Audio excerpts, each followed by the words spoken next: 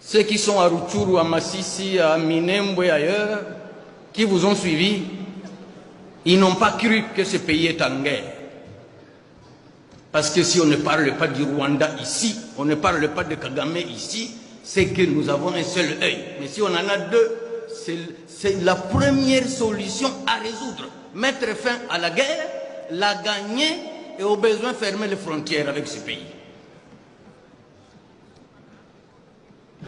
On ne fera jamais rien tant que nous sommes occupés, tant qu'on nous tue par milliers et Kinshasa ne bouge pas le doigt. Dieu merci, j'ai vu mon ami Kabongo, nous lui invitons qui est devenu VPM à la défense, c'est un grand ami à moi, on va vous accompagner.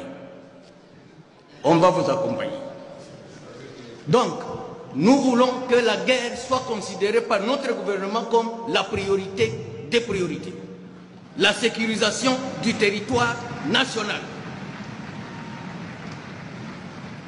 Nous voulons que les militaires au front aient un traitement spécial. Sans motivation, ils ne feront pas de guerre. Où est l'argent du cobalt? Où est l'argent du cuivre? Au village, honorable président, quand on connaît déjà les sorciers, ils deviennent vulnérables. Alors les gens ne savent pas quel est le sorcier de notre pays. C'est l'Union européenne. C'est l'Union européenne. Est-ce que l'Équateur peut signer un contrat avec une organisation pour le cobalt ou le cuivre? L'Équateur a du cuivre? C'est dans le programme. Je vais y aller, président. Je dis qu'un peu, c'est ça mon rôle aussi. Donc l'Équateur ne peut pas signer un contrat du cuivre ou du cobalt. Le Kivu ne peut pas signer un contrat pour le caoutchouc. Comment l'Union européenne signe avec le Rwanda, qui ne produit que le café et le thé pour l'exploitation des minéraux? Et nous nous taisons, comme si c'était un fait banal, anodin.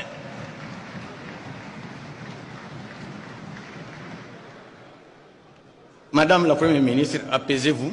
La grand-mère vous sécurise. Mais je voulais dire que nous devons quand même prendre certaines mesures draconiennes contre le Rwanda.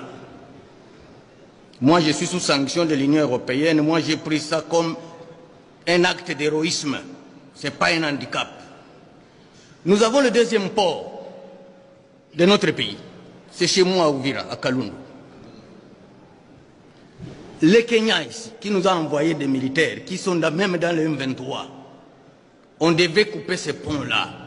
On devait se rattacher à l'océan Indien à partir de Dar es Salaam. Et je voudrais, quand vous allez nous répondre, pourquoi nous faisons les beaux yeux au Rwanda et à l'Union européenne? Ce n'est pas en flattant l'ennemi que vous allez dormir. Il faut le frapper fort au Mokosi.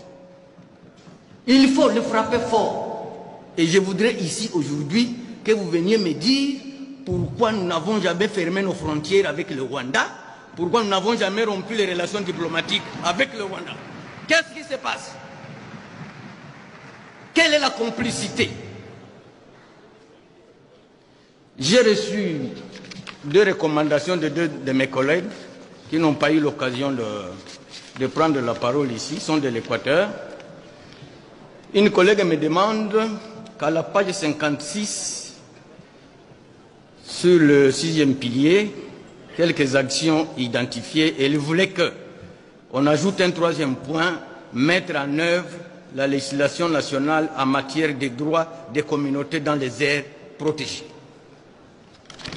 Un deuxième m'a remis une recommandation, honnêteté intellectuelle oblige, que au 3e pilier, à son point 3, je crois, sur la connectivité sur les zones, sur l'axe Zongo-Libenge et la route nationale numéro 6, sur l'axe Boyabu, Gemena, Akula, Lissala, Bumba, Bunduki, c'est l'axe de la province de la Mongala. Ces routes n'ont jamais été réhabilitées. Je vous remercie, Madame la Première ministre, et je souhaite excellente investiture à votre gouvernement. Merci. Merci, exceptionnellement bref aujourd'hui. Merci, honorable Bitakwira. J'invite l'honorable Meshak Mandefou.